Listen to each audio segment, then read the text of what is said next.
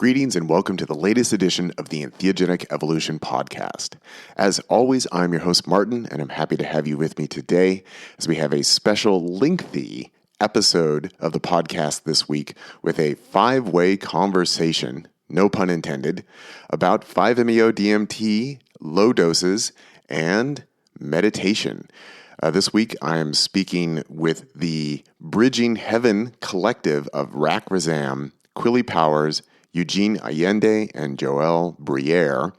And these 4 individuals are running a program coming up this summer in Mexico called Bridging Heaven. You can find out more at bridgingheaven.com about using low doses of 5-MeO-DMT in conjunction with meditation and instruction on yoga philosophy. And so we're talking all about it, and we'll get to that in just a minute. But first, a few quick announcements as usual. So I don't think there were any contributions made in support of the Entheogenic Evolution podcast over this past week, but of course this is a listener-supported podcast, and if you would like to lend your support with a little financial contribution, it is always welcome and appreciated and quite easy to do. You can just stop by my personal webpage at www.martinball.net and use the PayPal link at the top right of the page, or join up as a supporting member over at Patreon, patreon.com/MartinWBall, and a link for that is also at the top right of my personal webpage. And of course, I am always available for 30, 60, and 90-minute consultations to help you integrate your entheogenic experience. You can find out more at nondualentheogenicintegration.com. And, of course, just another reminder that my latest book, the anthology, Facilitating 5-MeO-DMT, an anthology of approaches to serving the God molecule, is now out in paperback and in Kindle ebook.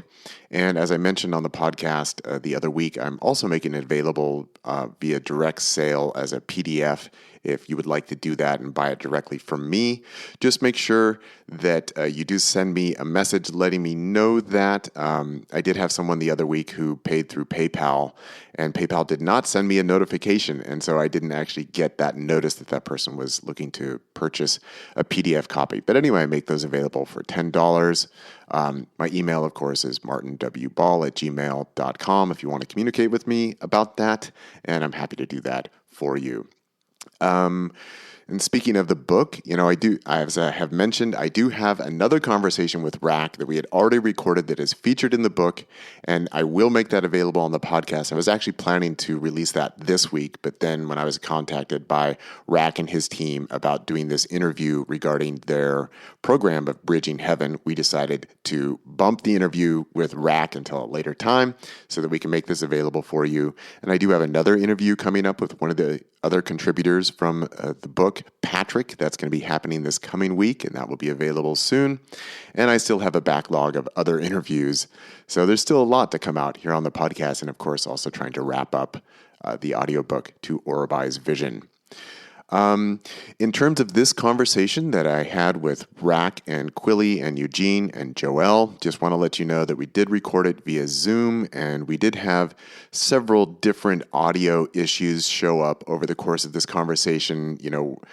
5 different people talking from 5 different locations with different internet access and different volumes, so that there's different audio volumes throughout the interview. We also particularly had trouble with Joel's internet connection in Mexico, so some of his contributions to the conversation really got chopped up, and so I've had to paste it back together as best I can. We also got some audio bounce backs happening periodically, and we even had Eugene ended up in a weird robot voice for a while, just these weird audio artifacts that showed up in the recording. So it's a little bit choppy, and I've done my best to cut and paste as best I can with the audio, but just letting you know there are some issues that show up. So hopefully you will be patient and understanding with all of that. But just know that they're there, and it's not you, it's the original recording. So I think that's all that I have to announce for right now. let's go ahead and get into this conversation. It's rather lengthy. You might want to break it up into a couple different listens, and I'll be throwing in a little new music. I've been busy working on music the past couple weeks and recorded a bunch of new songs, and so I'll throw one of my new ones in at the end of our conversation. But here they are, the Bridging Heaven team, Rack Razam, Quilly Powers, Eugene Allende, and Joel Briere. Enjoy. Okay, well, here we are at the Entheogenic Evolution podcast, and it's kind of unique. We've got an entire team of folks that we're going to be talking to today. For regular listeners of the podcast, several of these characters will be known individuals, and we have one new person. So what we're doing today is we're having a group conversation with Bridging Heaven, and this is a new program they're going to tell you all about, but it's going to be happening in Mexico coming up this summer. So from some of our more well-known individuals here, we've got Rack Razam, and we've got Joel Briere, and we've got Eugene Allende, and our completely new person to the podcast is Quilly Powers. And you guys are joining us from like all over the place at this point now. Let's go around the room here. We'll start with Rack. Where are you physically located right now, Rack? You know what I always like to say, Martin, is that I'm from the future and everything turns out fine. And technically I am. I'm back in Australia at the moment. We're about 16, 19 hours ahead of the coast of America. And I'm back in my role as global traveler and settling down. So I'm back in Mullumbimby. And it's a beautiful little community in northern New South Wales, Australia. And from this community, we're going to bring some of our projects out to the world. So thank you. Okay. Quilly, please introduce yourself. Excuse me for correcting you. It's Quilly. I'm sorry, Quilly. Okay. Yeah. Yeah, I'm in Northern California in Marin County. Beautiful day here. And yeah, I'm sort of new to Marin, but it's quite an interesting place. Where were you before? I was in the East Bay, which is another part of the same Bay Area, but quite different. Great. Well, so it's Quilly. Yeah. Quilly. Okay. I'm probably going to reverse it again later, so you can correct me again. But it's very nice to have you here on the podcast. Welcome. Eugene, where are you joining us from? Hello, everyone. Deep bow to all beings who are listening or seeing, and to this incredible group of folks that I have the honor to be working with and talking with. I'm in the Northern California foothills called Calaveras County, which is east from where he is, in the foothills there in the Sierra Nevada. And loving every moment of existence and wanting to share some discoveries that myself and our team have been kind of putting together to create and facilitate more bliss in the world. Oh, excellent. Calaveras County, isn't that where the jumping frog is from? Yeah. Is it Mark Twain showed up here in the 1800s and was inspired by this thing that happens every year, the jumping frog, which you find frogs and you jump them and there's a race, and it's quite a... Can we do that with toads? Right? I wondered, Well, toads don't really jump, do they? They hop, but they don't really jump. They don't have the leg muscles for it. They jump in other ways. They make us jump. Yeah. And Joel, where are you joining us from? Hello, everyone. I am here in Tepoztlán, Mexico, in central Mexico at our Tandava Retreat Center, our flagship center here. It's a beautiful day. We've got the mountains out the window, and happy to be here with you all. All right. Well, we've got a real global connective, sure, both those words work, I think. Wow. So where should we begin? Maybe let's begin with the germination of the idea for what it is that brought the four of you together to present here today on the podcast. So whoever wants to jump in with that. Let me jump in. So we have a new venture that we call bridgingheaven.com. And in some ways, I feel it's a culmination of everything that's come before and a progression to try to nurture and bring the 5MEO community to the next step. And I remember that, Ken Kesey said this back in the 1960s. Obviously, Ken Kesey was one of the the main, promulgators of LSD for the masses and the acid tests and things like that. But it's this question of the modern psychedelic renaissance and the global shamanic resurgence, where in some ways we're still looking upon these profound substances as commodities and of things that we take and have a peak experience.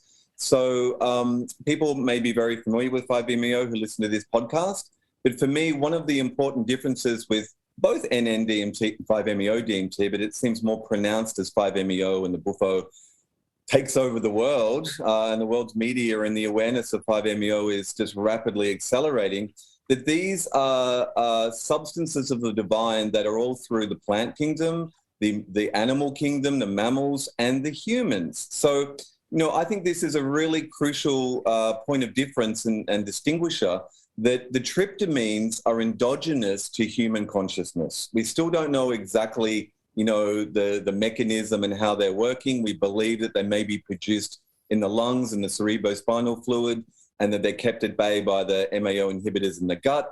But as Rick Strassman pointed out a generation ago in some of his legal NN-DMT studies, there may be a surge of these tryptamines, including 5-MeO, at peak experiences like birth, death, near death, or mystical experiences. And so this is something that we have built into our wetware, fundamental to human consciousness, but it's invisibilized and it's not often seen. So 5-MeO, and specifically the toad in the last decade or so, has really risen to a dominating position in the global marketplace of ideas.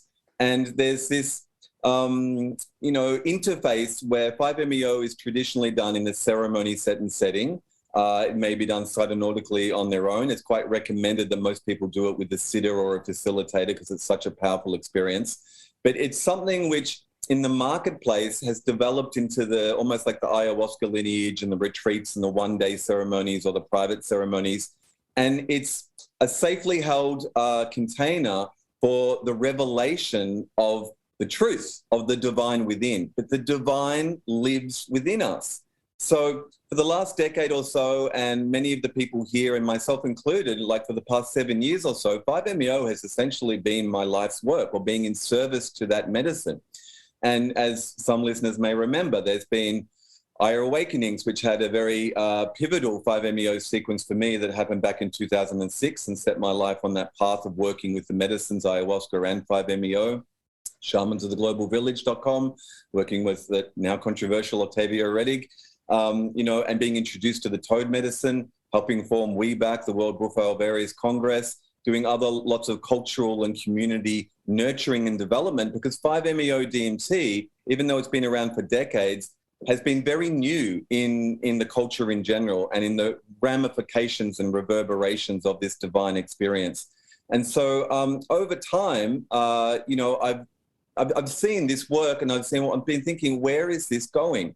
And so with all of the other guests here, my comrades here, we have over time experimented with different containers for the work of 5-MeO-DMT to try to nurture the internal relationship, to realize that we know one of the big differentiators with 5-MeO-DMT is that people can have what are called reactivations. So I believe that there is a potential for what we call a full release and a full opening and some people say ego death, but the ego never dies. It's just learning that it's not in control. But there's a potential for a full release. And in that release, as well as having the catharsis and the release of trapped energies, there is some type of that plateau or that peak mystical experience of oneness, of a unity field. And then after the medicine wears off and the mind comes back online, I mean, the neuroscience has shown quite dynamically that the one thing that 5-MeO is doing well as the default mode network, which most psychedelics are lowering and allowing consciousness to travel, the 5-MeO is also working on the frontal parietal lobes, the electrical activity, where the source of ego is generated, where the sense of I is generated. It's lowering the gate of the mind. And then as the medicine wears off in 15, 20 minutes, the mind's coming back online.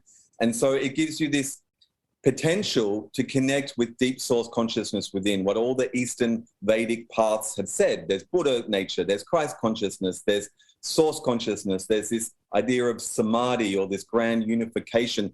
and the kingdom lies within. But in some ways, we're still treating 5-MeO as this psychedelic commodity that we do, and then our life goes on and we never think about it again.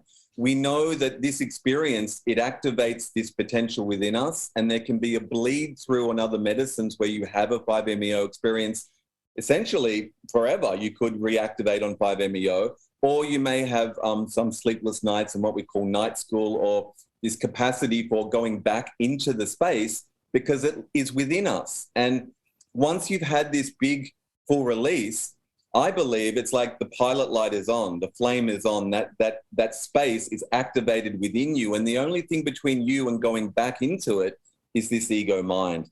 So I've worked with Joelle and Eugene and Quilly, and we've been practicing over the years what we call yogi pods. So like these, facilitators and more people, not everyday people that have worked with the medicine, people that have capacity and had skill base to entrain in a way to keep that space open. And I mean, this is what a lot of the Eastern traditions do. They give the skill base to learn how to lower the mind through meditation, breath work, mantras, tantras, and how to be in relationship with the divine within. So Bridging Heaven is actually a platform, and it's a 5-day retreat. It's a bit of a beta test for us all. And we have been doing this work ourselves and testing the capabilities of how to entrain ourselves with low-level 5-MeO. So it's not a big release, although you never know. Everyone's different sensitivities. But the idea is to remain in focus, to remain with intention, to learn how to lower that gate of the mind through the techniques of meditation, breath work, etc., and to have that boosted with really subliminal 5-MeO where you feel it, where it's not intellectual, where it teaches you these capabilities and spaces within yourself. And then you, my friend, are doing the rigor and the work of that repetition to build the pathways to be in relationship with that space without the medicine. Like, as we like to say, you are the medicine. And all of the external psychedelics and entheogens in some ways are like training wheels to remember and remind us of how to access this space within yourself. So as Ken Kesey said back in the 60s, it's time for the next step. And we believe this is the next step, that we are the medicine, we have these capabilities. And for the last decade or so, 5-MeO has been having this peak experience, blowing up minds and hearts. And then what? And then what? So this is the what, the why, and the how. This is Bridging Heaven, and this is a dedicated program to entrain people to their own divine nature. And I'll let everyone else on the panel here unpack a bit of that from here on in. Thank you. Yeah, that's excellent. Just a couple of things I want to emphasize from what you just shared, Rack, is that it's interesting. There's still a lot of confusion, or maybe just lack of clear knowledge out there around 5-MeO, where a lot of people know that the human body produces DMT. And that was made very clear through Rick Strassman's book. And he also mentioned in there, DMT, the spirit molecule. He also said the human body also produces 5-MeO DMT. But it's interesting that hasn't really caught on in terms of general awareness. So we do have a little bit of a situation where even some people, like I was interviewing somebody for the podcast just a couple of days ago, and she said, oh, well, 5-MeO DMT, that's toad DMT. It comes from the toad. And we know that it does come from the Sonoran Desert toad, but it is not limited in any way to the Sonoran Desert toad, that it is produced endogenously in the body. And there's a lot we could say about the reactivations and that experience. And I would just share that, when I was going through my process back in 2008 and 2009, that I hit a point in the spring of 2009 where I just fully accepted the reality of being the medicine, as Rack is describing here. And then it was like I was tripping 5-MeO DMT for about 3 months straight, and it never really ended. So in a sense, I've kind of been in that space ever since then. And I think that's kind of what you're talking about, is that a sense of it's not just an event, but it's a way of being that impacts you and then extends outward from there. And this is really important because there are traditions in the world, in the East, which have maps of consciousness and understand the intricacies of consciousness, and the fact that, the difference perhaps between psychedelic culture and, say, Eastern mysticism is Eastern mysticism trains at it. They have to do the hard work to climb that mountain, to reveal that space. And through that entrainment, they're building those muscles and capabilities within themselves. So when they reach a deep samadhi, full-blown, godhood state, they're ready for it. But I mean, to a large degree, 5-MeO culture in the world, you go to Tulum and it's like advertised on the side of the sidewalk as like toad ceremony, meet God, 20 minutes in and out. And like unwitting tourists having minds blown open. And then the last few years, we've seen internally within the 5-MeO toad community, a lot of cleanup and damage control of people that aren't ready for this experience. So the thing is, this experience lies within us, but there's got to be a shift in the conversation and the preparation as psychedelics and even 5-MeO is becoming incredibly popular and getting all the mainstream news. People need to understand what it really is, what the potentials and what the pitfalls are if they're not ready for a full-blown godhood experience. Absolutely. If I can jump in here real quick, just off of that statement that we are the medicine. What does that really mean? What I've come to understand through my own kind of explorations of consciousness is that consciousness itself, the deepest part of ourselves, that which is aware in its pure form, is that limitless, boundaryless source. And that it only gets filtered through the individual mind to express itself as the individual. So what these medicines do is that they show us the way towards that original nature. But then we have to walk the path. See, as many psychonauts know, you can have these mind-blowing experiences, these mystical experiences, but then what? Then you go back to your life, and we all know that the ego begins to reassert itself, the patterns start to come back, and then there you are with your old ego with just a really cool experience that you had in the past. When we integrate meditative practices and yogic practices to that, we begin to learn how to come back to that state of awareness, that pure awareness, which is already within us, right? As you both pointed out, it's already inside of us.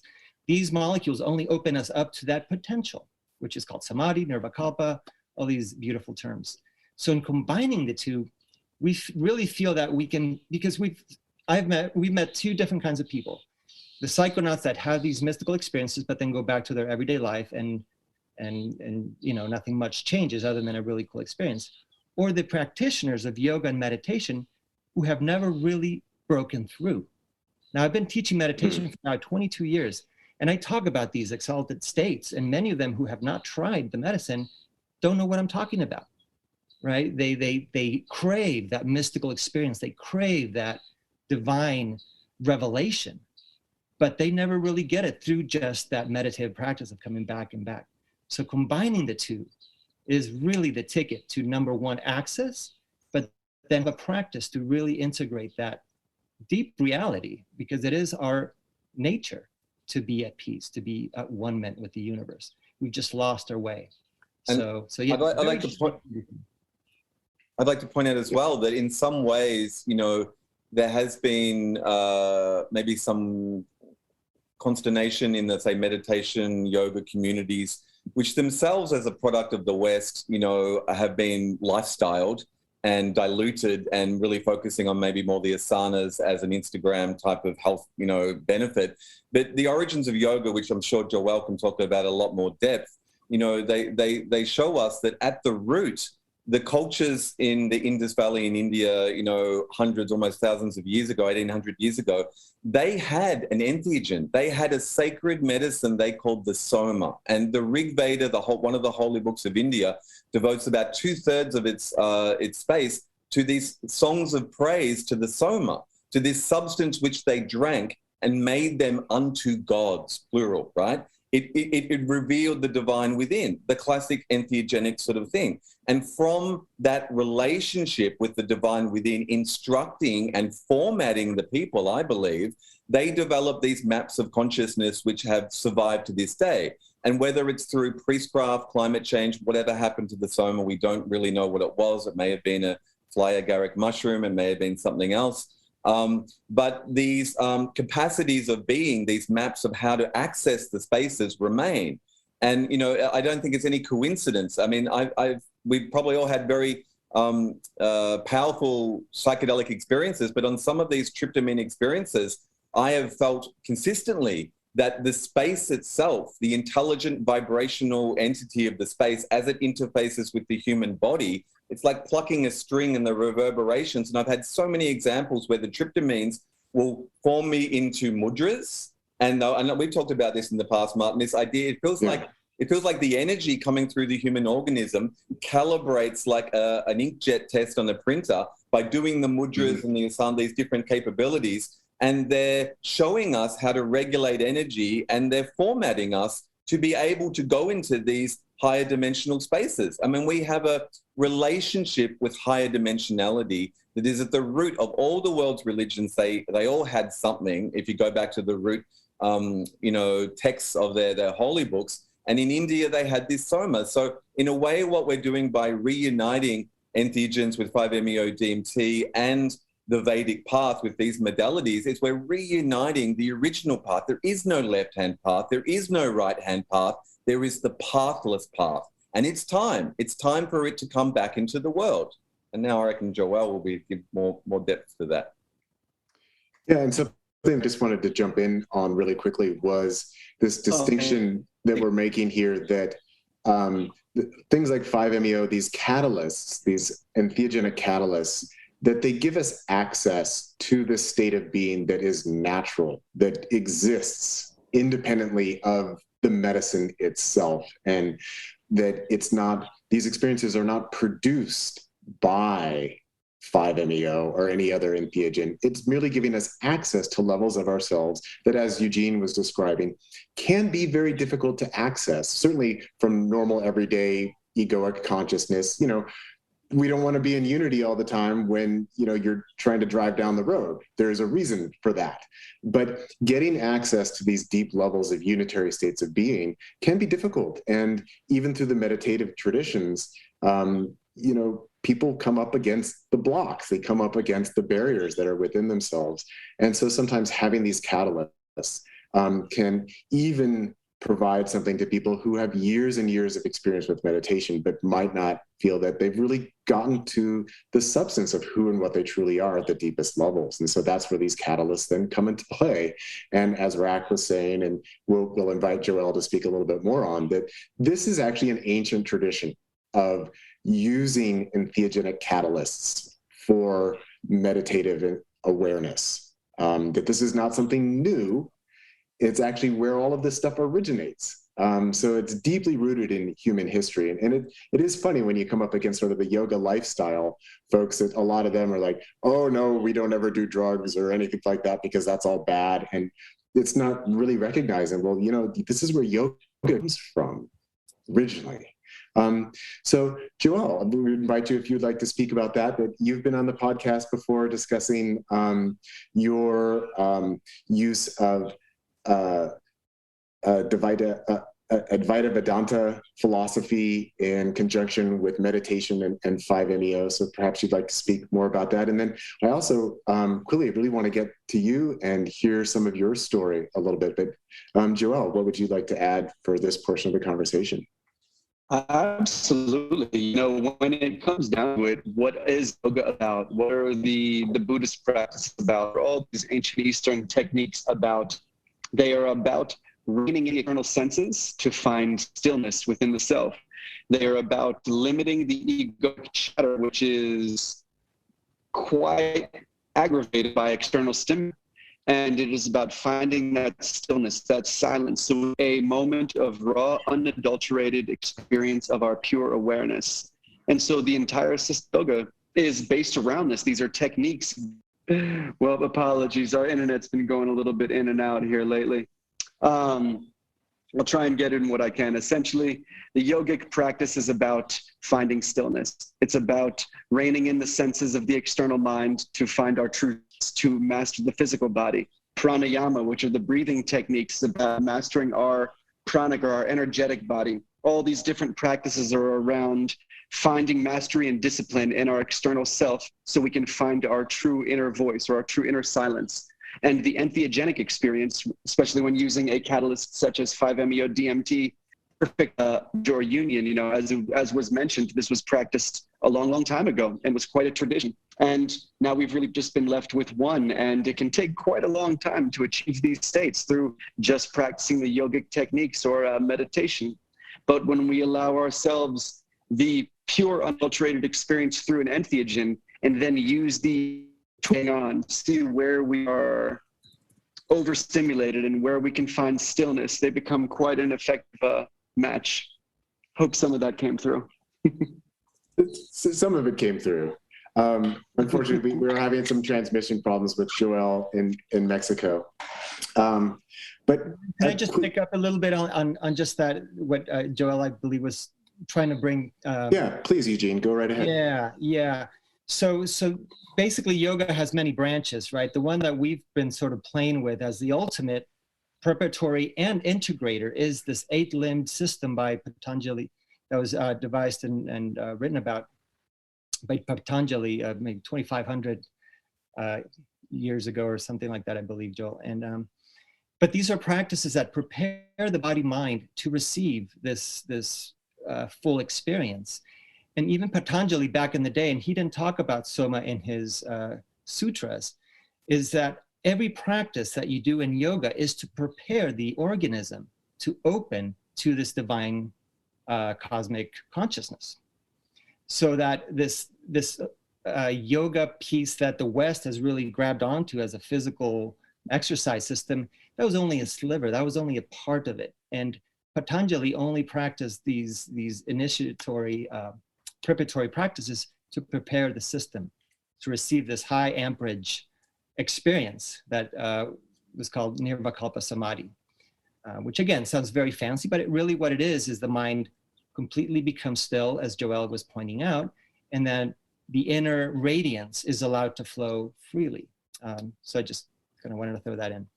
I'd like to add, I think it's funny because I've stumbled across, Vedic history and techniques and mysticism, I guess, and it's a science. It's like, I first came across this basically on an ayahuasca retreat where we had a chunky Kriya Yoga orange book, which is one of the really old school textbooks.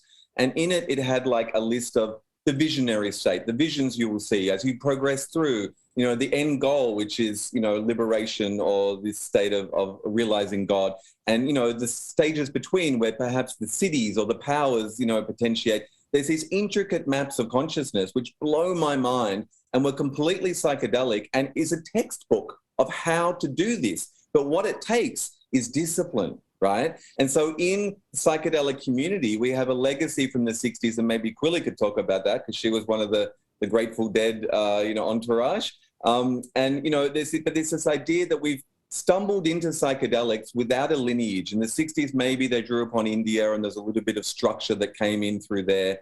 And in the 80s and 90s and onwards, but it's always been pretty freeform. It's been anarchic. It's been, psychonauts not being told what to do. And so we have these experiences, these peak experiences, but do we have the wisdom to place them in the right context of understanding what they mean and how they affect our lives? And as Eugene and Joel were just saying, it's like the eastern parts of yoga is preparation through the 8 limbs of yoga for this revelation of God within. But the whole culture was geared towards preparing you for this incredibly powerful truth, which nowadays you can go to Tulum and get on the side of the road next to the Mai Tai stand, right? Like, it's crazy the way capitalism denatures the sacred and makes it profane. But the thing is, we now have, with 5-MeO DMT, this is a replicable technology of the sacred. I mean, beforehand, there were these maps from the Eastern traditions that said, if you do this stuff, you may reveal this capacity within you, but it may take decades, it may never happen.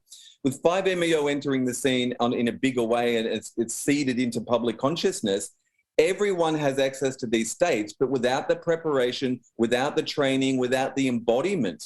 And the thing is, these states of being, as Martin just said, that stays with you, is that the 5-MeO experience is very different from the classical psychedelics, even NN, in that it seems to override the other psychedelics and bleed through. It seems to persist and have an ability to remain and linger. It's a relationship with a sacred geography we all have within us, and that geography is in control. It's source consciousness. it's sculpting its own ingression and emergence in the world. And you look at what's happening all around the world and you see psychedelic culture as part of that. There's this been awakening that we're in something larger at the same time as the world is going to hell in a handbasket and the environmental catastrophe. It's time to wake up. And we have now this technology, which has been around forever, but it's in public domain consciousness now. But still, have we understood what it really is? It's not a peak experience. It's not something you take. It's something you reveal you already are. And we need the training for this. I mean, essentially what I see happening, I talked to Dennis McKenna over a decade ago about this. In the West, we have the one-on-one ceremony, the psychonauts, the random. We maybe have the multiple-day retreat like what we're doing with Bridging Heaven. They're all precursors to this reinitialization of the mystery school, of a longer-term container to teach dedicated seekers who and what they really are, and to go out into the world becoming that, right? So there's another step beyond this. It's like, all right, you awaken, you anchor this God consciousness, and then what? Then you go out into the world. I mean, this is amazing, unprecedented, or there are precedents in this tradition that we can talk about. Anyway, just throwing that in there. Yeah, and I'd like to get Quilly in here, but first, my professorial hat comes on, and I just wanted to extrapolate a little bit on something that Rack, you mentioned a couple rounds ago now, that just the listening audience might not be familiar with this terminology, that within the traditions in India and the yoga traditions, and most particularly in the tantric traditions, there has been sort of this classical division between what is called the left hand side and the right hand side. So there's left-handed tantra and there's right-handed tantra. And as someone who is kind of split ambidextrous, I'm half left-handed, half right-handed. This is something that always piques my curiosity because, as we go around the world, we find that the left hand or being left-handed is often associated with being something different, something unusual. Like in French, the word gauche means left-handed or awkward. Also, the word sinister means left-handed, which is sinister, of course, means something evil or something bad. And so we have these associations with the left and right side that we prioritize certain sides of the body. So in the tantric traditions, right-handed tantra was what we might call like clean or mainstream tantra, where in tantric practices, there is the consumption of drugs, of alcohol, there is a sexual practice, but the right-hand side, this would all be ritualized and visualized.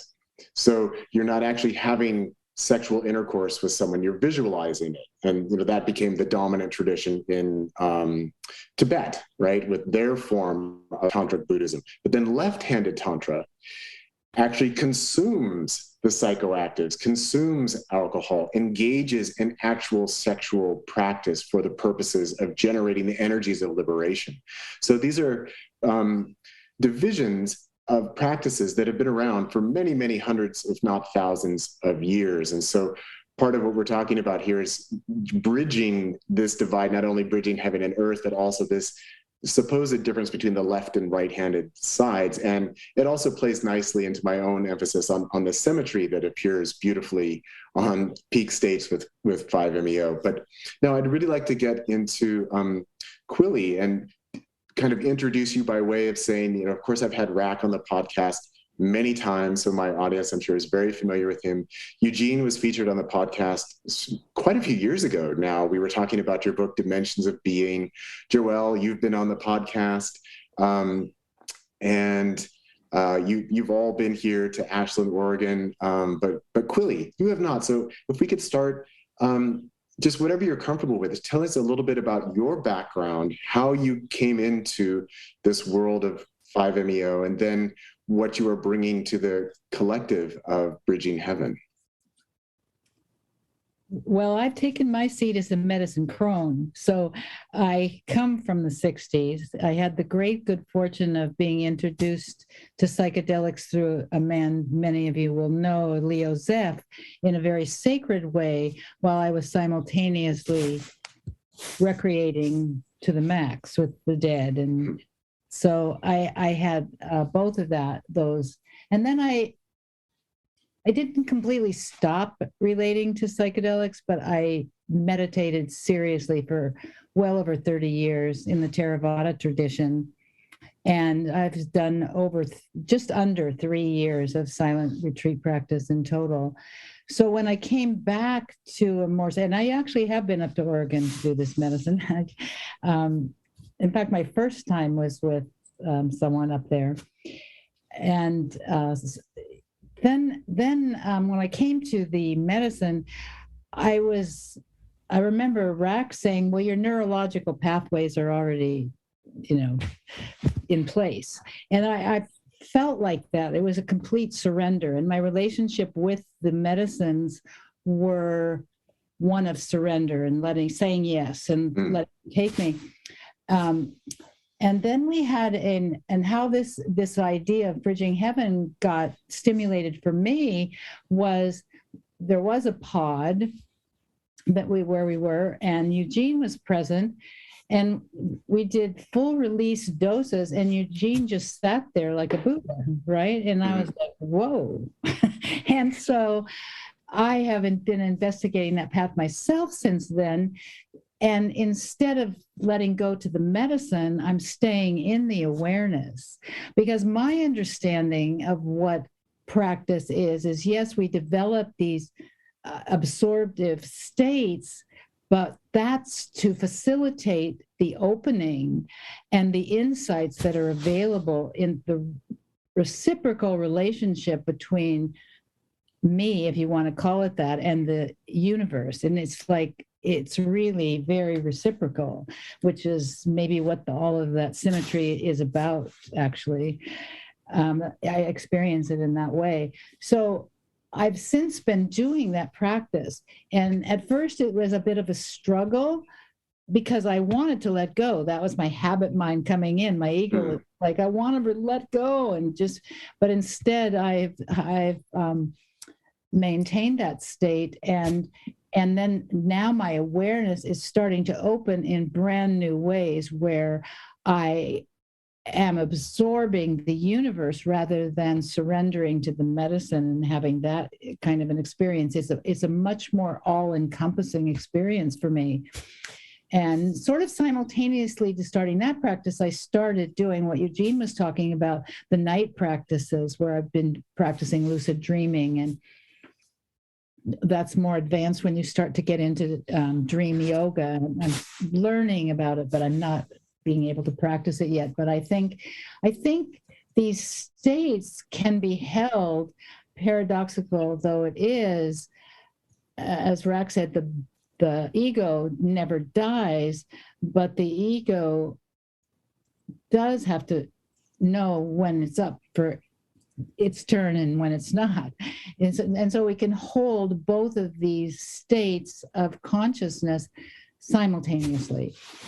And in fact, it's not just two states, it's many more states than we're either egotistical or not, or it's my experience, the growth of what we become aware of completely expands, and it's probably infinite. I don't know. I can't say that I've completely expanded, but I see that, from time to time, there are new messages, new observations, new allowances for this being to have the knowledge. So I hope to be able to stabilize. One thing that happened with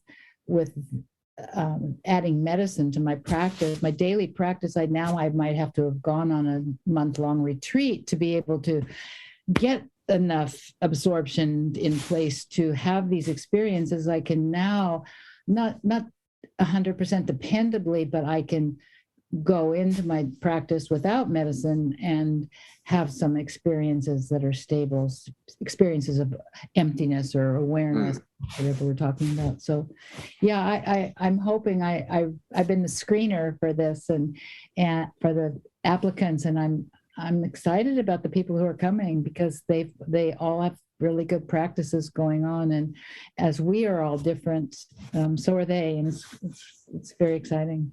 And Kuli brings up a really good point about just the lower end of the spectrum of 5-MeO, right? I mean, most people who take this will probably get introduced to the top end, like the full release. Some facilitators just give one big round, knock it on their head, everything's going on at once, too much to process. But the lower end of the lower shores of heaven, right, is where you still have capacity. The mind is lowered, but it's not gone. And there's a witnessing consciousness. And in that witnessing consciousness, you can have a relationship. You can get over the fear. You can be calm. You can be present. You're alive. You're in this space. And it is all instructive. It's you. It's part of you. And there's a reciprocal intelligence which is guiding and forming. And you can have functionality. So this is the really interesting thing. And maybe Eugene or Joelle could talk more about it. But when we have tested this, and we've done some beta testing of the program that we've developed for Bridging Heaven, with other yogis in a yogi pod. And the thing is to have capacity, as Quilly said, where you're not just totally surrendering, which is good to do in the average 5-MeO experience. But Yes. for this more advanced work, what we're inviting people to do is to be present, but not to be letting go, to be engaging with building a muscle of intention, of working on themselves, of this preparation of the being, not just the physical body, but then also this spiritual openness, this finding these capacities within yourself, where low-level medicine is lowering the mind enough to quieten it, but not extinguish it. And with that presence, to engage with the space, to explore your potential, to figure out how you do the pranayamas, the breath work, and find these meditation grooves. And that little boost from a little bit of 5-MeO, oh my God, you can feel it, it's what we've all been seeking. Not to have the full ego dissolution, but to have the support to boost you into the space where it may take decades of meditation just to get into the space. So it gets you into the space, and then you begin the work. But I do think that there is plenty of ego dissolution available just sitting on the cushion with no medicine. So I remember Eugene saying to me, he stabilizes his mind before he goes into a full release. And I find that important too. Like I sit quietly without medicine before I do medicine. You know, I feel really fortunate because for me, medicine and meditation were married at the very inception of my journey into consciousness. I believe after my first mystical experience with LSD at a rave, I went to the library to research what the heck that was. And one of the authors I encountered was Ram Dass, who started talking about yoga and meditation. And for me, that was just the perfect marriage of the two paths, because it was very clear for me early on that it wasn't just about taking these drugs and having these experiences. There was something very important about what these experiences were relaying about life and the universe and the self that needed to be brought down. So my method, and this is also following Terence McKenna's instruction to do it in the silent darkness. I stopped taking these entheogens in group settings. And then this is more of a psychonautic path, but I did it on my own at home in the dark with the meditative practice. But I would never ingest unless I had done the eight limbs of the 8 limbs of yoga. Healthy diet, the set had to be in a clear state, and then did the meditation. And specifically with the 5-MeO, I would never use it unless my mind was already there. This was something I was exploring. I wanted to get there before I even inhaled, and compared the two states, a completely still mind by just the mere practice of meditation. And then once that was stabilized, as Quilly pointed out, then introduce the medicine. And really it's the same, it's just deeper, bigger, and brighter, that's all, right? But it's the same pure awareness that is the presence within us right now. So for me, I was very excited about this group and the fact that we were actually now, we're going to create a space and a program that help people really integrate these two paths so that they could really integrate the experience. Now, in the 8-limb yoga, Nirvikalpa Samadhi is not the final stage. There's one beyond that that's called Sahaj Samadhi. Now, the limits of Nirvikalpa Samadhi is that you can only achieve that in total stillness in meditation. Sahaj Samadhi, which is the equivalent of a bodhisattva, is that you bring that stillness into every aspect of your life. You bring that still presence into your relationships, your work, your thinking mind, your ego, everything in relation to that deep resonance to the unitive consciousness within all things. So that non-dual mastery, I feel like is where this is leading, as Rack was saying, that now what? Now we have the mystical experiences, now we have the techniques. So it is time to really bring down that divine within ourselves and then live from that place as that agent of change. This is part of the inspiration, and I guess I just glean Eastern culture, and I'm wanting to go deeper because the maps are beautiful, the practices are exactly what I feel are going to deepen my psychedelic, experience. I've been in psychedelics for my whole adult life, and you don't want to just keep going around and around and around having peak experiences. It's like, what is the value? These can be healing capacities. You relieve all that tension. But then once you've done that, what's that next step? Who can I become? With 5-MeO DMT, it's an entrainment for your divine nature. So in India, in the culture, they have a term, the Jivan Muktas. And it's this idea of, as Eugene was saying, almost an enlightened one. But the first time I did 5-MeO, Martin, it's in the book, in the film My Awakenings, and this understanding of, oh my God, going into source consciousness. But then coming back, my intuition was mystics all through history spend their time going up or going in to meet it. But when you get there, what I realized was source consciousness spends all its time incarnating and creating the physical world. It's this feedback loop, right? Yeah. And so it's like, it's not just about going there. It's about there coming here. It's already here. It's just allowing it to be visible and to be tangible. And the thing is, I believe everything's orchestrated, everything's guided by this higher intelligence. And if this is emerging or re-emerging at this time with the popularity of 5-MeO, it's part of a progression or a deepening of our potentials and understanding. And potentially where that's going is this idea that as we cleanse, and most psychedelics are really focusing on the medical attributes and healing PTSDs and traumas. But then what? What if you're not sick to begin with? Or what if you cleared that? The next step is this optimization. It's like, can we be greater than we are? I mean, we have this potential within us. And the idea is with 5-MeO, you can remain in relationship with that space with a practice. You don't have to take 5-MeO. You are 5-MeO. It's within you, right? But you need to learn how to access it. And the meditation techniques and the breathwork techniques all do this. And so imagine every day of your life, you are doing your techniques, you're going into this relationship. And as you do, that bandwidth of source consciousness is in your being and it is radiating into the world through you. You realize that you're not who you think you are. There's more to you. And that greater capacity is that holy dimension, which is having the human experience.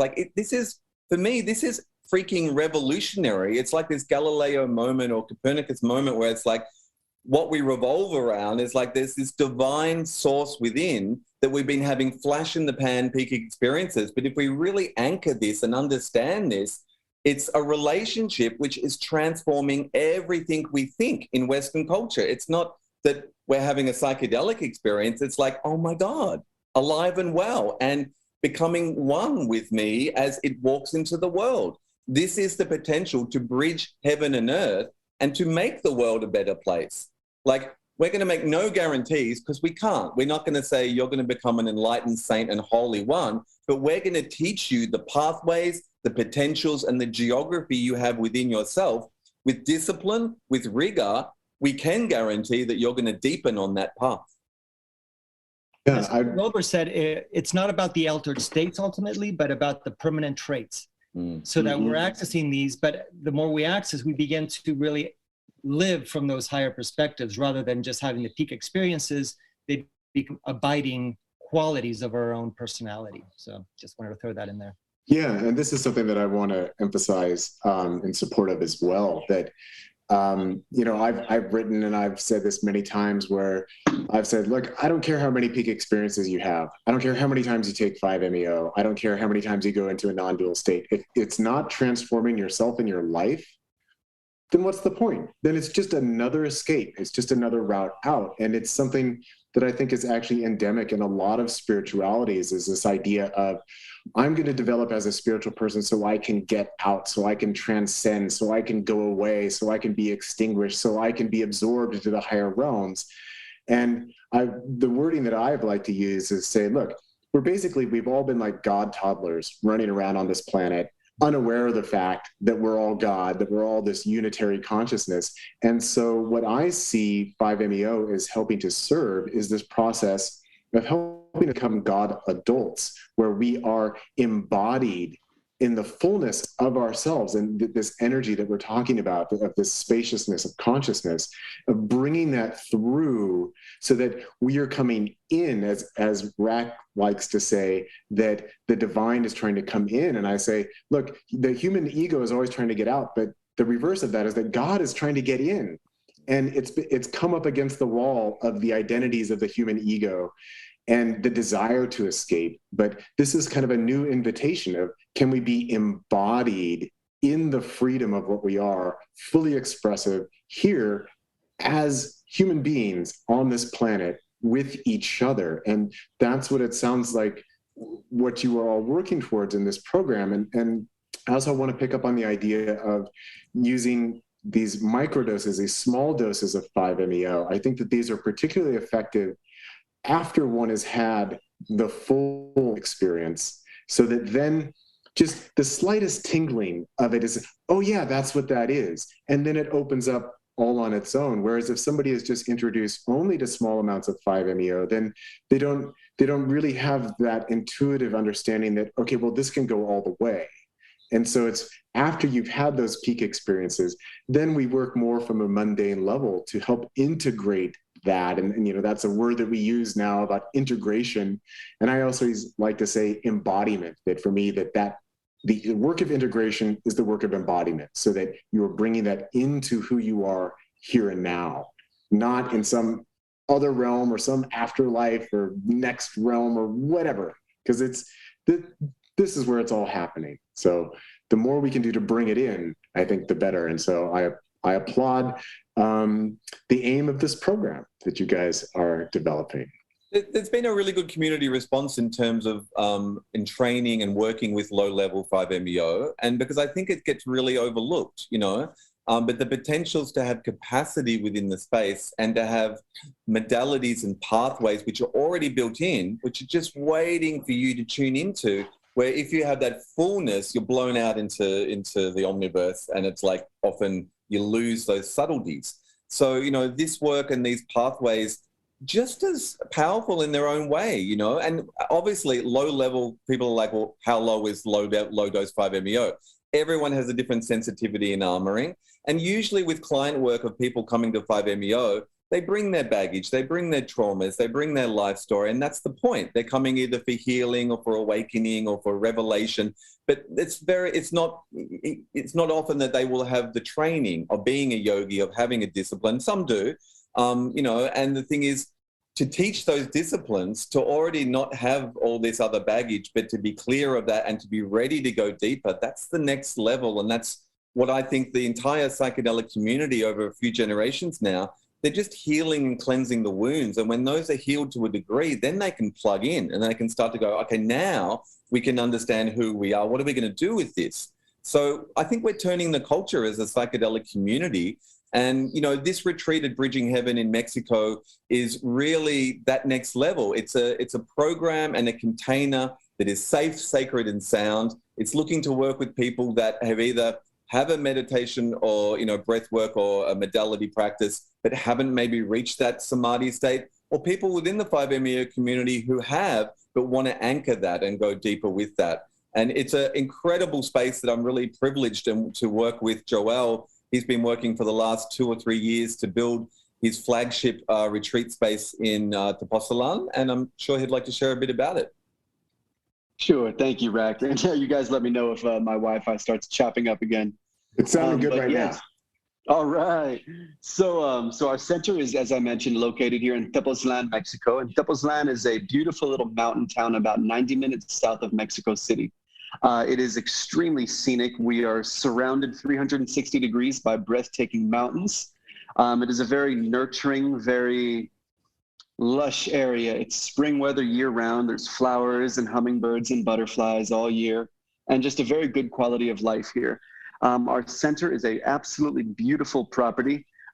We've got amazing views of the mountains in every direction. We are surrounded with lots of beautiful trees, lots of beautiful flowers all over the place. We've got tons of butterflies always flying around and lovely birds playing about.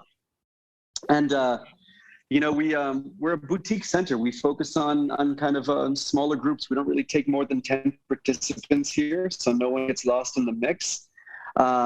Very comfy accommodations, nice king-size beds in most of the rooms. We've got a large pool. We've got a large hot tub. We've got a Turkish steam sauna. We converted an old wedding chapel to the medicine space, which is a really, really beautiful place to be reborn in divine union. And, it's just an awesome place to kick back and allow yourself to really unfold.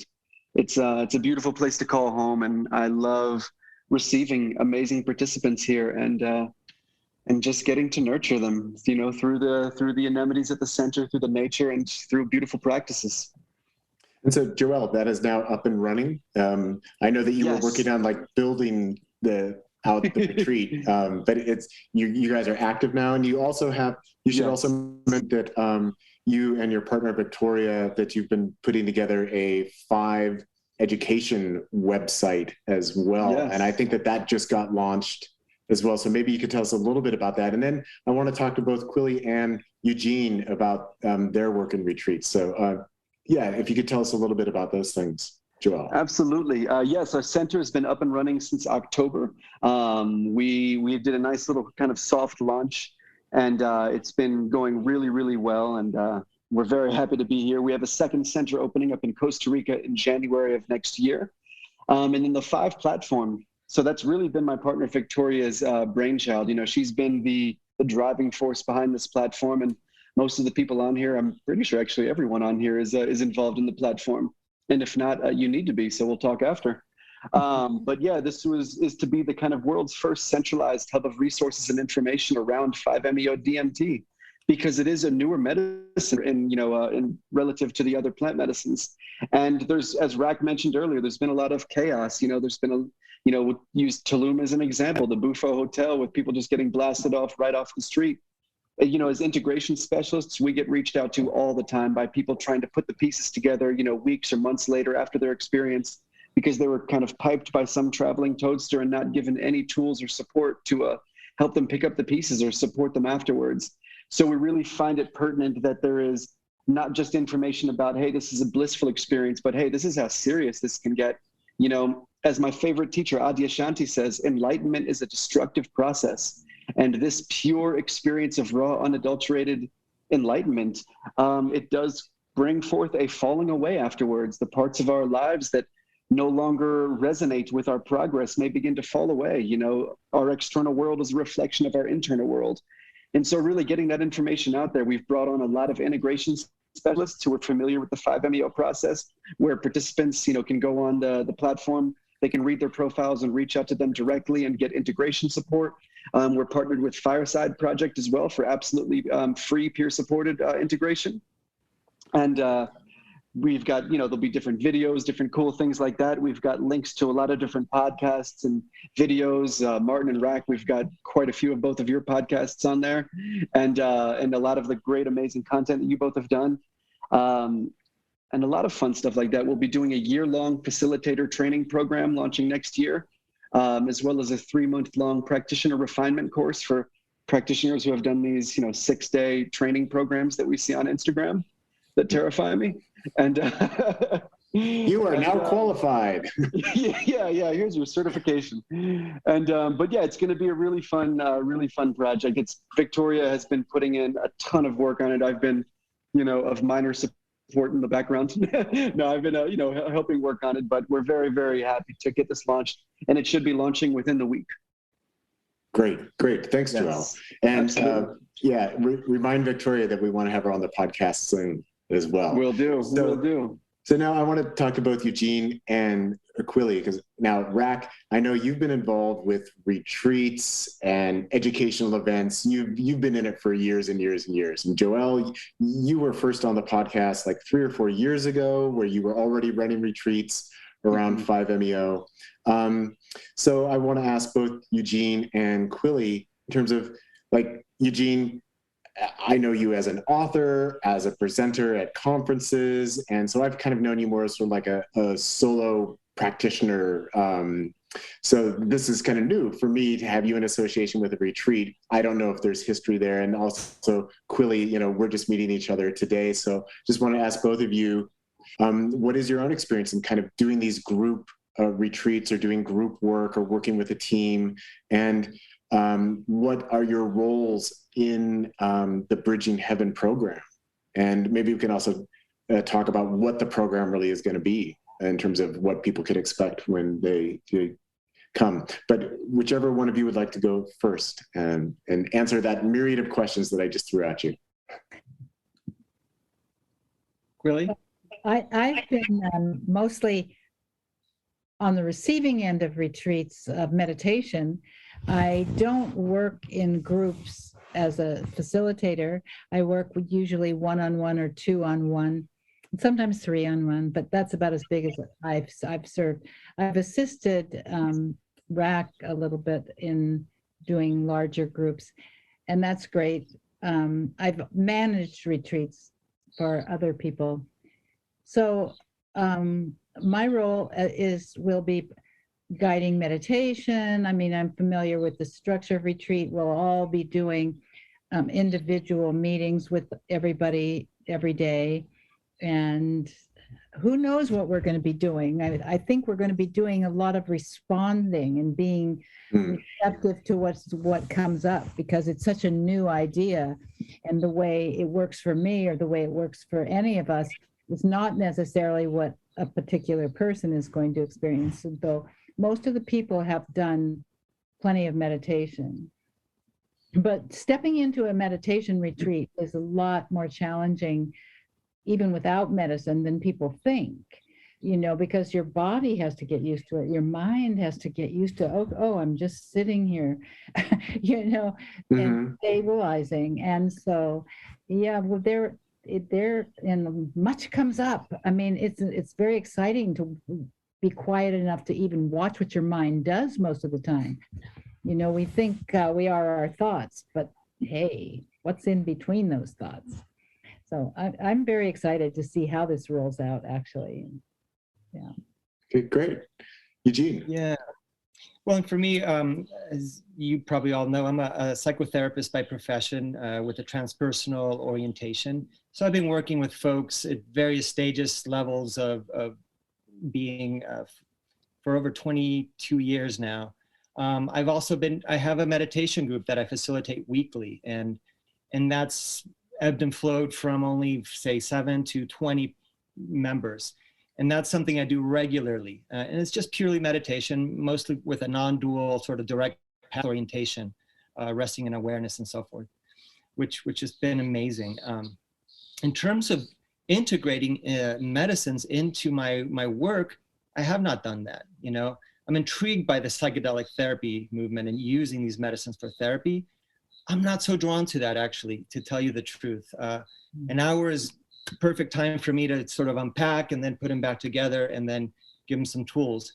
I do see the potential and the revolutionary potential that these tools have to really dislodge those unconscious traumatic residues that block people from being able to live happy, fruitful lives. So I do honor that, and potentially maybe in the future, I will be integrating that. And then in terms of, but my entheogenic work, that's over 30 years. So that's been sort of my underground sort of wizard thing that I do on my end, right? And not really sort of applying it. Now I have over the last couple of years, I have introduced the medicine to some people, particularly one that's kind of related to what we're talking about. One woman who's been in my meditation group for about 18 years, And she came to me one day and was so frustrated, saying, I want to believe what you're saying, that there is the potential for this life and this freedom. I can't get there. So I gave her a book. I think it was one of yours, Martin. Look into this. There's a molecule, which, if you're interested and you do some research and education, let's talk. So she came back and said, yes, I want this. So I facilitated 3 sessions with her. One was just mind-blowing for her, but it was very intense. A lot of trauma came up. So we did a lot of psychotherapy after that. The second one was, again, dealing with stuff. The third was the gold. The third was, I get it. I understand. And interestingly enough, her meditations after that were just smooth, open, clear, so that she had flushed out the system with this medicine, so that now she was able to sit with the energy of being. And so I saw firsthand how the integration of these 2 modalities really kind of comes in handy. And the last thing I want to say is that I've also explored silent meditation retreats like Quilly was talking about. And this is something that maybe we can talk about now or maybe some other point, but something about the darkness, right? And I know this is a conversation in the community, how the toad goes into hibernation, and that's potentially how it alchemically produces this 5-MeO DMT. Well, in these Vipassana retreats, you have the option of going into a dark cell to meditate, complete sensory deprivation. And I chose that over meditating in the hall. So basically, I was in darkness for these 10 days of meditation. By the 7th day, I had an experience that was identical to the 5-MeO DMT release. Mm-hmm. I felt the inner secretions, and I felt how my brain literally shifted its neurochemistry to where I felt this full release of Nirvakalpa Samadhi. Now, my intuition is that in the deep dreamless sleep state, I think, and then I think this is sort of being talked about, right? That serotonin with the light gets converted into melatonin when the sun goes down. Melatonin goes in the deeper sleep, into DMT and NDMT, and then at some point changes into the 5-MeO. Well, now with these night meditations that I was hoping we can talk a little bit about, I wake up at 3:30 in the morning. And in the past, I used to really struggle. I was, oh God, I got to get up. I'm going to be exhausted tomorrow. But they stopped fighting it because it only made it worse. Now what I do when I wake up at 3:30 in the morning, I sit in meditation. And I stay present with what is, working with the breath, calming the mind, bringing it back to center over and over, right? And now what I've been noticing is that I notice the body-mind start to dream while I'm meditating. So I notice the mind start to dream, but I'm still witnessing, right? I'm not identified to the dream character or the dream. It's not a lucid dream yet. I'm just witnessing. The interesting part is when that subsides, the dreaming mind subsides, falls away, and there's nothing, no content, no identity, no universe. It's the void. It's the deep dreamless sleep. But the witness remains. Awareness does not go anywhere, right? Awareness is ever present. So the experience of that, when you consciously go into the deep dreamless sleep, is the full release, right? It's the ego's gone, the body's gone, the world is gone. All that remains is pure being. So anyway, I just kind of wanted to throw some of those ideas out there as an exploration of who and what we truly are. Just to emphasize this point that there is a difference between just pure awareness and the egoic mind. And this is something that I think a lot of people get introduced to very powerfully through 5-MeO, but I think it's also why so many people in their early experiences, they have a whiteout or a blackout where they don't remember the non-dual state. And I usually respond to people when they say, well, I don't remember and I feel like I missed it. And I remind them, I said, well, just keep in mind that 99.99% of all of your experiences have always been filtered through the ego. And so you have learned yet how to distinguish awareness from egoic identity and egoic consciousness. And so this is something that we can practice. 5-MeO is a very good tool for practicing this, of learning to awareness always remains, and it goes all the way through, all the way into the non-dual state of 5-MeO, and then it comes back and says, okay, yeah, I'm also this ego. But first we have to dislodge from the ego in order for people to learn that skill. And that's beautiful that you're developing it in sleep and, outside of that context. And that's also what people are doing in meditation. And again, we can use 5-MeO as a very powerful catalyst to help people directly experience this and then start to be able to learn the difference between pure awareness, egoic identity, and, as Quilly was also saying, the multiple layers in between, because it's not just one thing. It's not just there's ego and then there's non-duality, but there's many different layers. And as Rack likes to say, the peeling back of the layers of the onion of the self to reveal. And that's why it's so important to explore low dose 5-MeO. Once you figure out what your sensitivity or armoring is, and once you've cleared, and once you're open to the teaching of the medicine and of the intelligence inside the medicine, all 5-MeO does, and this is what the neuroscience shows, is that it lowers the electrical activity for about 15 minutes in the frontal parietal lobe, maybe default mode network, right? But essentially, it's not doing the space, it's just lowering your filter that is separating you from the space the whole time, which is what meditation and breath work and these other modalities also do, right? There's a famous, I think it's Johns Hopkins, there's a famous study looking at the maps, monks meditating and people on 5-MeO, and the brainwave MRI EEG maps are identical. The 5-MeO and meditation doing identical things in the neurology of the brain. So exploring low-dose 5-MeO is crucially important to have some capacity, what we call that witnessing consciousness, to understand your own being and to understand the depth of your own being. And, once that gate lowers a little bit, it's up to you how deep you allow yourself to open, how deep you can travel. And so what we're doing is quite revolutionary on many ways, uniting that old school left-right hand, tantric path of energy and consciousness, working with 5-MeO and the endogenous capabilities in our pathways. We are working, and this is quite funny because I think I was on a panel, I can't remember, I think it was a microdose panel with Joelle a few months ago, maybe 6 months ago, talking about, it's the LAMPS panel, talking about, progressions with 5-MeO and what developments are happening in the community and culture. And Brad Adams wanted to talk about this idea about vape pens, and I guess the growing availability of vape pens which have 5-MeO in them and the dangers therein of the recreational use and people not knowing what's in it and setting. And and we were quite, if not critical, if not just wary about the unregulated potentials of this incredibly powerful substance to get out into the culture without a safety net and without a lineage and without that protection. Ironically now, we have chosen to use synthetic 5-MeO in vape pens at our retreat. I guess it bundles with that developing narrative in our community about protecting toads and knowing the source of your medicine. But also what we found is we wanted a delivery mechanism that is sublimated and so easy to use in an integral container of the work. So, with our clients, we will be the teacher facilitators who will control the distribution of these pens. And in the work each day, and maybe Eugene might want to speak a little bit more about the 5-day program, but as Quilly said, this is a meditation retreat. There's many hours of meditating. And I have found when we've done these yogi pods of experimenting, I'm new to all this. I don't have a meditation history, a breathwork history, anything like that.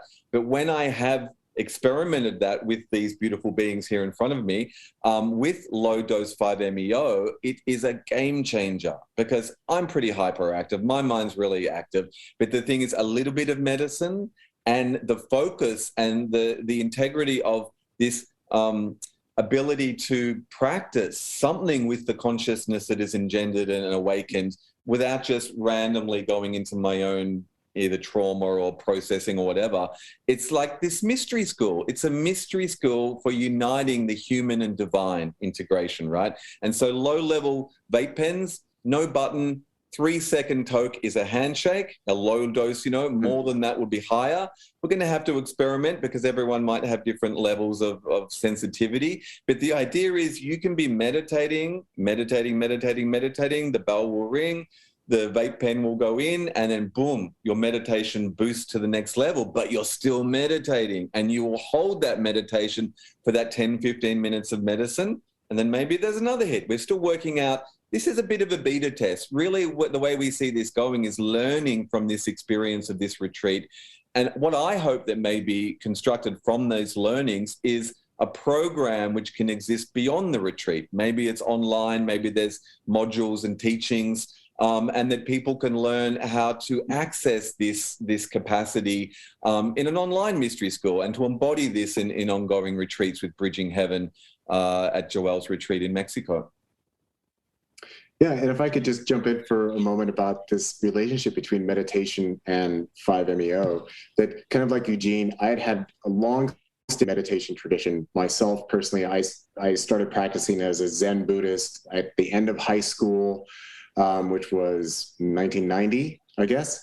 And then it was after my second experience with a full release dose of 5-MeO in early 2008, that the very next day I sat down to meditate. And my very first breath of my meditation, I just knew, oh, I could just follow this all the way. And within seconds, it was, as we've been talking about, it was indistinguishable from a 5-MeO DMT experience. But I had not consumed any 5-MeO DMT.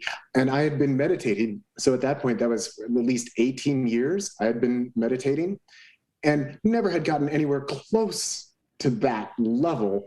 But it happened just at the drop of a hat at that meditation after having had my second experience. And actually, when it was all done and over, I was excited that I called up my facilitator, who we all know, Hal from Temple of Awakening Divinity. I called him up and was like, dude, it just happened. It's like, what do you mean it just happened? I just had a full 5-MeO experience, but just meditating. And, you know, for me and for him, that was like the first reactivation that we had heard about, because it hadn't been discussed within the culture yet. And so that was my first insight to like, wow, this can really deepen people's practice, can really deepen people's experience. And so for anybody who's a skeptic, you know, it's like, well, you've just got to try it. It's kind of like, Eugene, you were saying with the woman that you were working with. You might not believe that this is true, but well, you've got to experience it, and then you practice it. And then it's just so obvious, you know? You know, in fact, I would even go further in that you can actually achieve that mystical nirvikalpa samadhi with any of the medicines when in combination with meditation. I didn't come across 5-MeO till 2004, which is a funny story. But before that, I'd done work with all the different medicines, but my model was always the same. I'd cleanse throughout the day, do the yoga, open up the body, meditate for at least an hour or two until my mind was still, and then I would ingest. And what I found is that I could reach that state of samadhi with any of the medicines. Maybe not so much with the mushroom. The mushroom is tricky. That one shows you other things. It's like, no, forget that. Let me show you this. Yeah. With LSD, it was on the natch, as McKenna would say, right? With the technique and that molecule, I was able to enter the formless space of pure awareness. So these substances are neurogenic, as we know, and they are sort of like neural lubricants, right? They suspend the old imprints, the old conditioning, and then the mind and the brain becomes very flexible, ready to make connections. Now, if there's no technique, there's no guidance, it'll go anywhere, as we well know. You know, many people take psychedelics and just see what happens and just kind of go on this journey.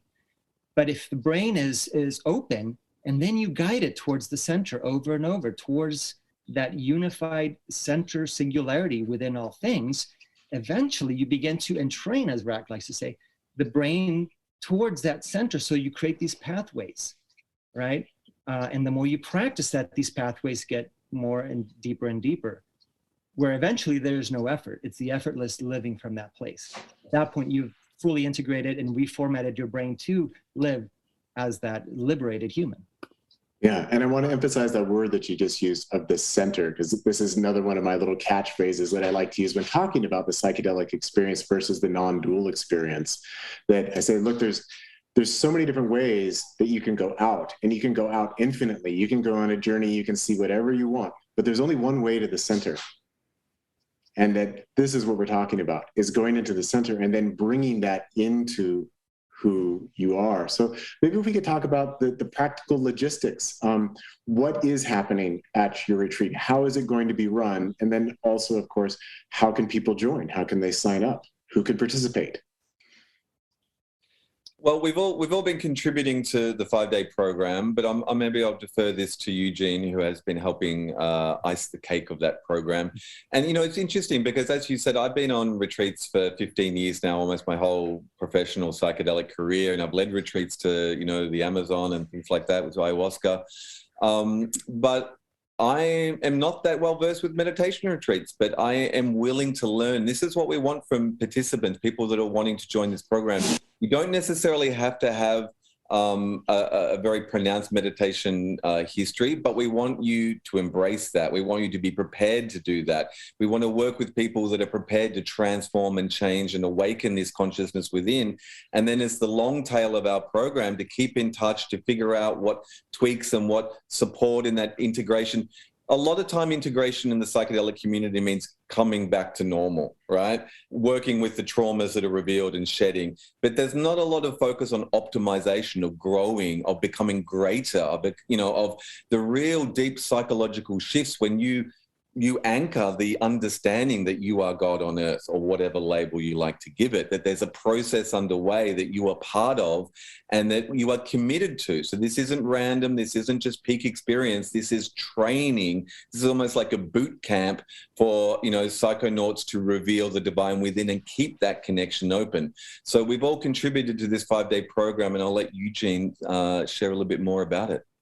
Yeah, well, I'll give a brief, rough outline, and please jump in if I don't have the form in front of me. So basically the idea is you get up in the morning and then you start your morning with a gentle asana, which Joel will be facilitating.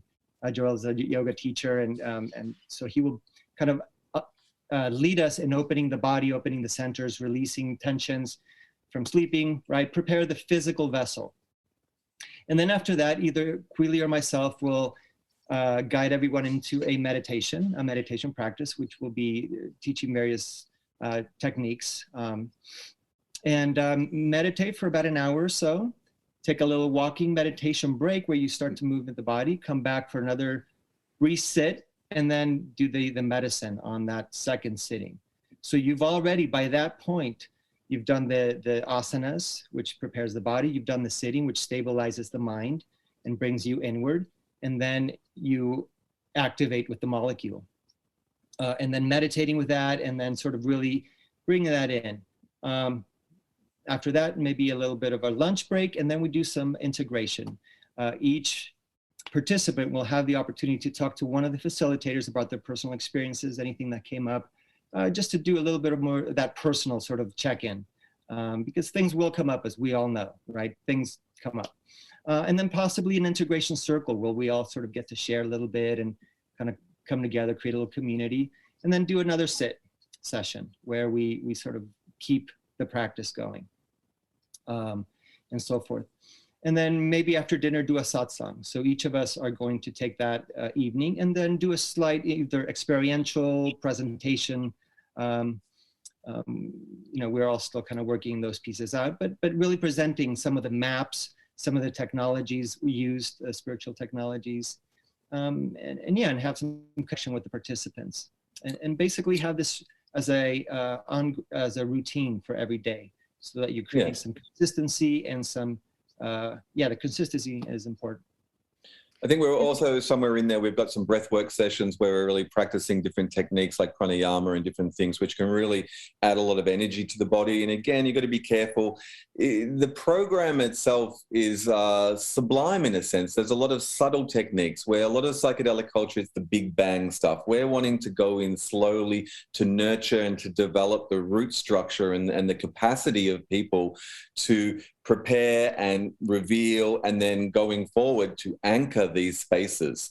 I'm excited about the satsangs at night as well, and to have a chance to discuss a lot of this.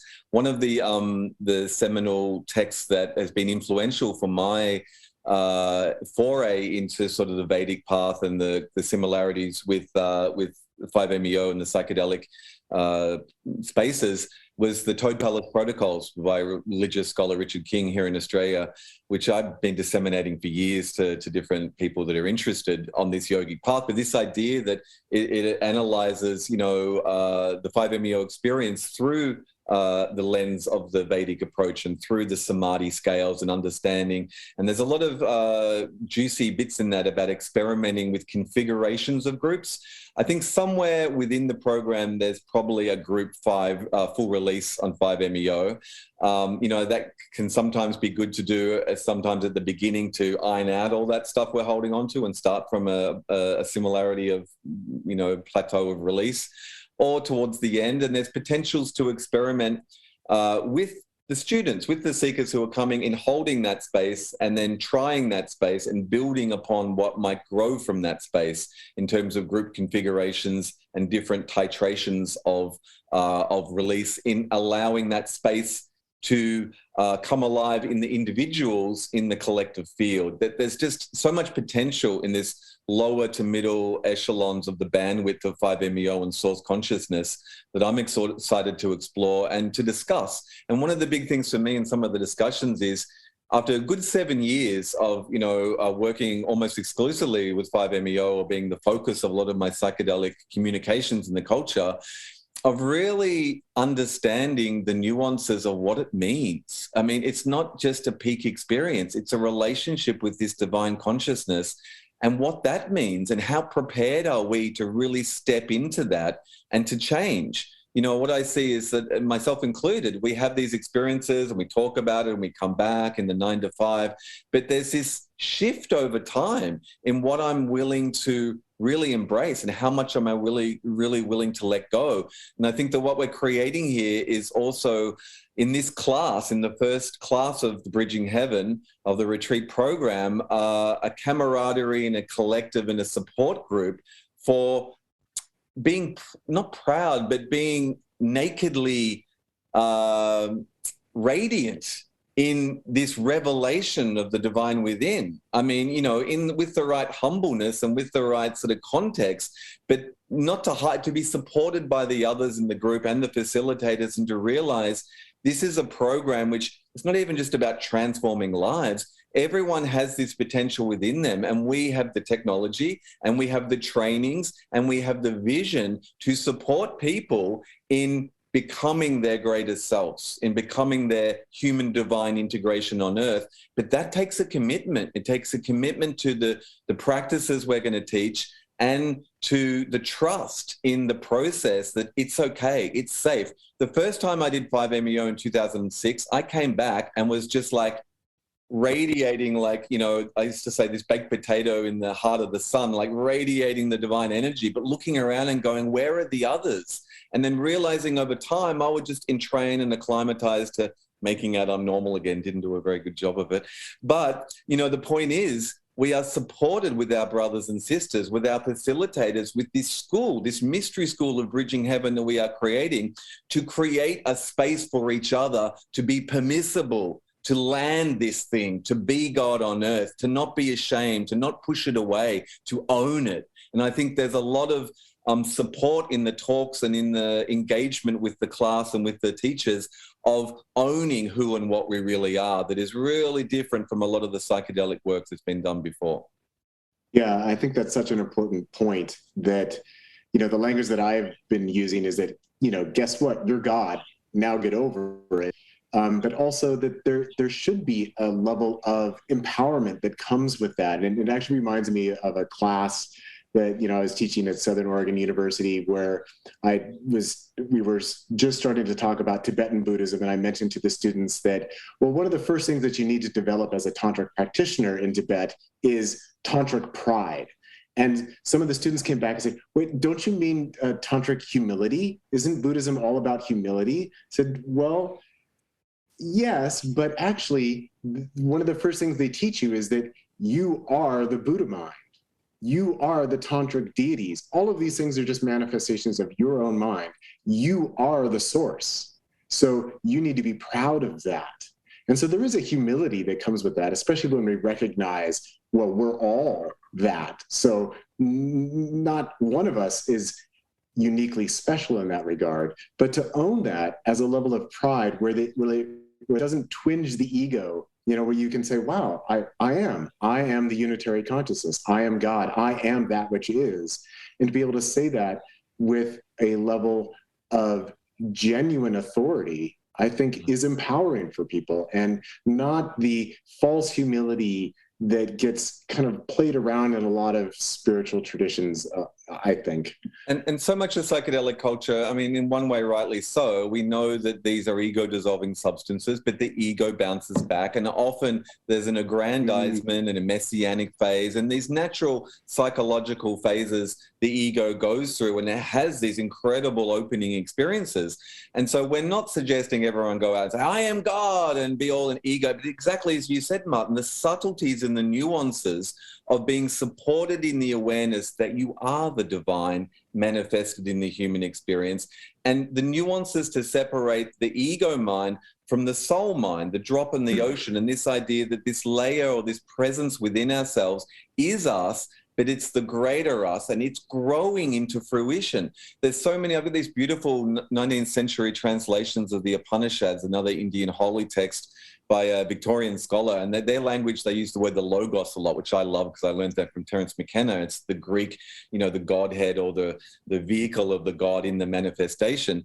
But there's this beautiful language about, the seed of God as it grows over many lifetimes, and the fruition point of that, the buddhi of the nature of the seed, and it comes and it starts to, through your intuition, you think you're receiving, and you're always receiving, but it's not you. It's not the ego mind having these thoughts. It's the awareness of God nesting within your being, growing and having a human experience. And it feels to me psychologically and psychedelically that this is the next step, and it's happening, and that we are responding to the potential of the community growing into this awareness, and that it's vital. It's always been vital, but now we have the tools and we have the vision to nurture people into a safe and sacred awareness and responsibility and celebration of their divine nature, which hopefully is not going to just transform their lives, but everyone they come into contact with.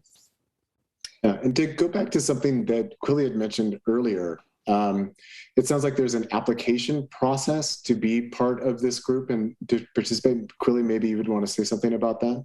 Yeah, so the website, when they go to the website, which is bridgingheaven.com, there's a link to the programs, which I'm monitoring. Everyone has access, but I'm monitoring it.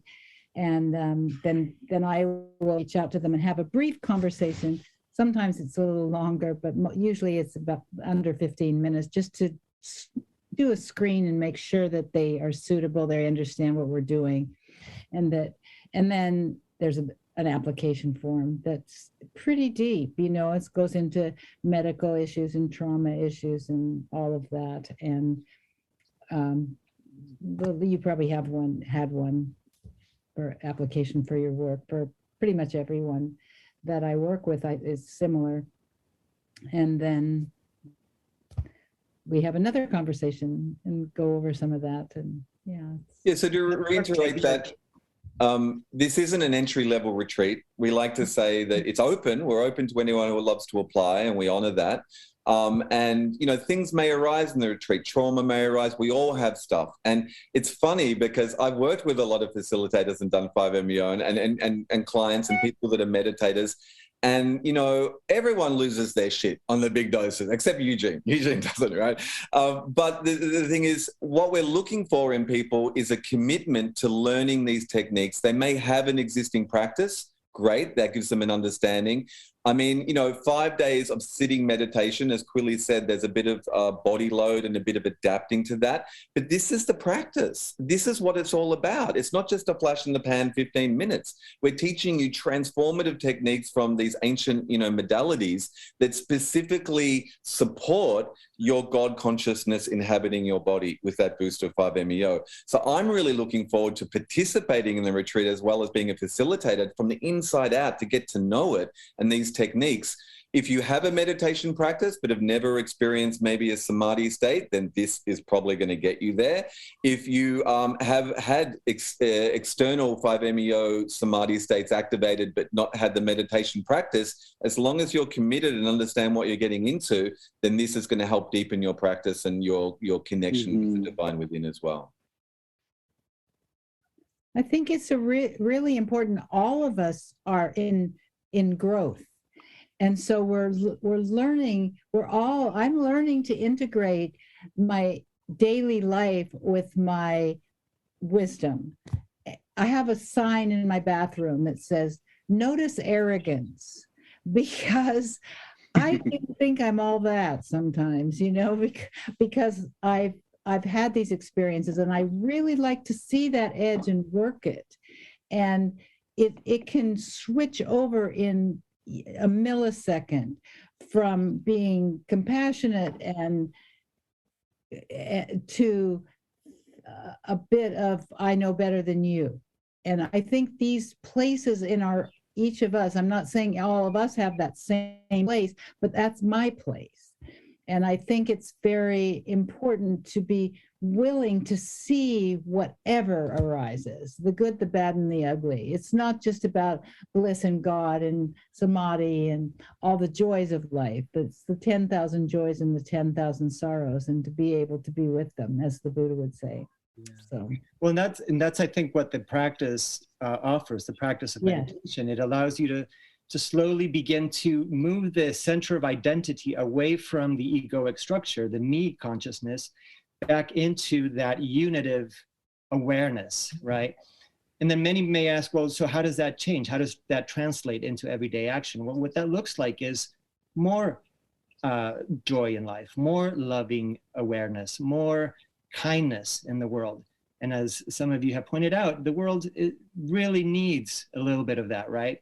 And basically what's going on in the world is a direct expression of the level of consciousness that humans are living in.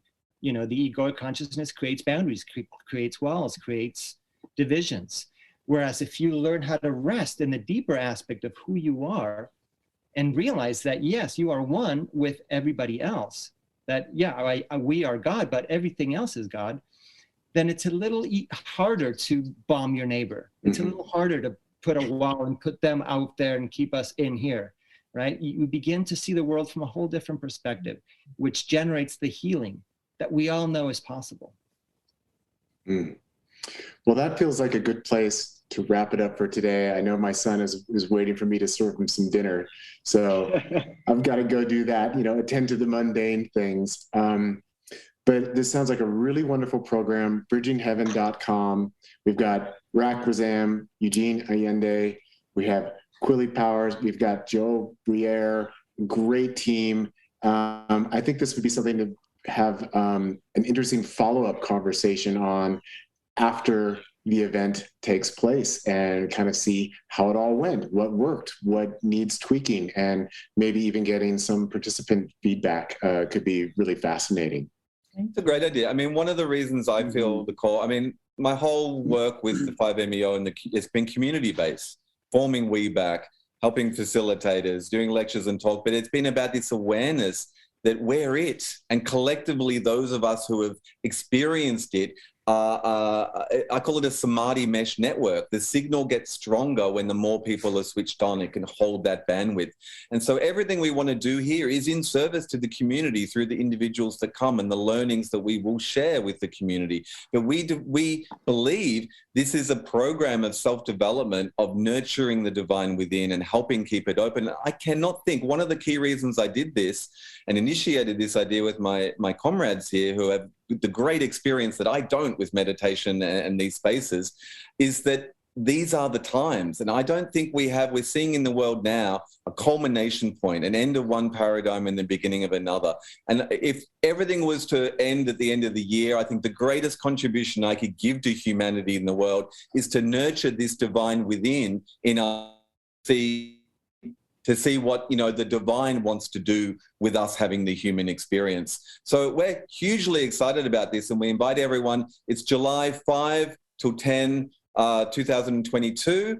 bridgingheaven.com, and it's in Mexico at the Tandava Retreat Center with Joel. And I'm so excited to work with Joel. Finally, we've been talking about doing this for a long time. He's got his beautiful upmarket lush retreat center held amongst all the mountains there. I'm so happy to be working with Eugene, who I've known for almost 10 years as a psychedelic friend and a comrade on the path, and so happy to be working with Quilly, who's worked with me for many years now. And the skill base and the care and the curation of these people who know this space, not just as a peak experience, but a relationship. This is what we're sharing. We're sharing our wisdom and we're sharing our care. And we invite you to come along to bridgingheaven.com and grow and evolve with us. Excellent. Thank you so much, everyone. Really enjoyed speaking with all of you today. Martin, may Thank you for having us. Restful and nourishing. Thank you. Thank you, Martin. Thank you, Martin, for creating the space. Yes. Yeah, thanks for being here, Eugene. Love your ideas. All right. Beautiful. Thank you. Check in with all you guys again soon. All right. Guys. Bye.